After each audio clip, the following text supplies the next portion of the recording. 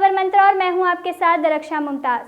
पश्चिम बंगाल में विधानसभा चुनाव नजदीक है। इसको लेकर सियासत पूरी तरह गरमाई हुई है।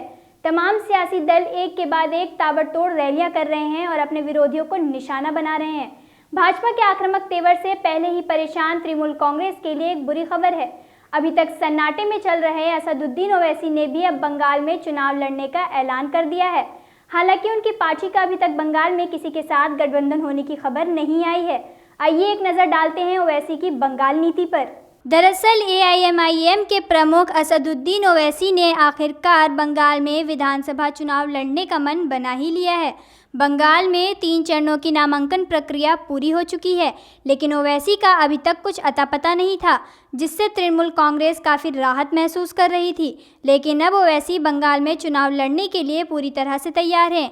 AIMIM के प्रमुख ने आमतौर पर आने वाले बंगाल चुनाव में अपनी भागीदारी के बारे में अटकलों पर चुप्पी बना रखी थी। ओवैसी बंगाल चुनाव में पहली बार मुर्शिदाबाद के सागरदिघी में चुनाव सभा करेंगे और साथ ही ये ऐलान करेंगे कि वे कितनी सीटों पर चुनाव लड़ने वाले हैं। मुर्शिदाबाद में मुस्लिम आबादी 75% से ज़्यादा है। पिछले महीने ओवैसी की कोलकाता के मटियाबुर्ज इलाके में सभा होनी थी, लेकिन पुलिस की अनुमति नहीं मिली। सूत्रों के अनुसार ओवैसी ने कहा कि बंगाल में हम कितनी सीटों पर चुनाव लड़ेंगे, इसको लेकर अभी विचार चल रहा है। मैं पहली रैली सागरदिघी में करने जा रहा हूं। खबर आ रही है कि ओवैसी की पार्टी बंगाल में 15 से 20 सीटों पर चुनाव लड़ सकती है। बंगाल में पहले चरण की वोटिंग 27 मार्च को होगी। इस दौरान 30 विधानसभा सीटों के लिए चुनाव होंगे। 294 सदस्यीय बंगाल विधानसभा चुनाव के परिणाम 2 मई को घोषित किए जाएंगे। खबर है कि ओवैसी की पार्टी की ओर से 13 सीटों के लिए प्रत्याशियों की घोषणा जल्द की जा सकती है। बिहार चुनाव के बाद ओवैसी बंगाल चुनाव में भी ताल ठोक रहे थे।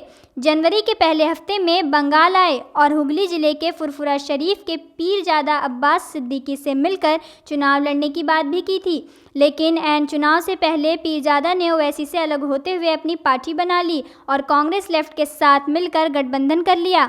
बंगाल में पीरजादा की पार्टी 26 सीटों पर चुनाव लड़ रही है।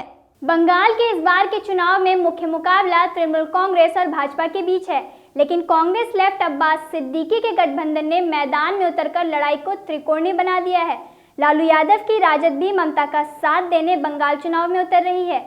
ऐसे में देखना दिलचस्प होगा कि इन 3 बड़ी राजनीतिक ताकतों के बीच ओवैसी खुद को कैसे खड़ा कर पाते हैं। और ये भी देखने वाली बात होगी कि ओवैसी इस चुनाव में खुद कामयाब होते हैं या सिर्फ दूसरों को नुकसान पहुंचाते हैं।